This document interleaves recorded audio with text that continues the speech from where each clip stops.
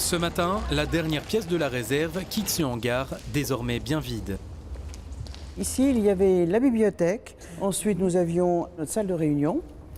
Et dans les bureaux, il y avait le chantier d'insertion en soi, qui comporte 12 salariés, avec plus 2 encadrantes socioprofessionnelles, notre comptable. Mais aussi les réserves du musée maritime et quelques autres bureaux. Au total, 684 mètres d'espace à évacuer, voués à la démolition.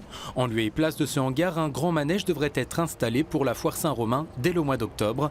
Pas d'autre choix donc que de déplacer réserves et ateliers dans ce hangar voisin. Un vrai bazar. On n'est pas très à l'aise, on se retrouve enfermé dans un hangar avec des bungalows qui n'ont pas beaucoup d'ouverture.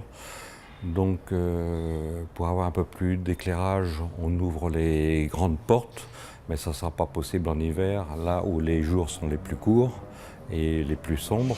Des travaux d'aménagement pour la distribution de l'eau, de l'électricité ou encore d'Internet sont en cours de réalisation.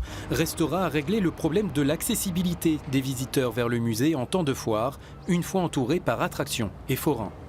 Ils seront peut-être tout à fait agréables, c'est peut-être sympathique d'avoir du monde, mais je pense que les gens qui vont venir à la foire ne seront pas ce jour-là décidés à visiter un musée. Et j'ose espérer que les millions de gens qui vont venir pendant un mois reviendront après et se diront maintenant on vient pour le musée. La structure vide devrait être démolie dès la semaine prochaine, au même moment que les hangars 15 et 16 à proximité. 46 platanes avaient été abattus le 18 juillet dernier, là encore, afin de faire place nette pour l'accueil des forains sur l'esplanade Saint-Gervais.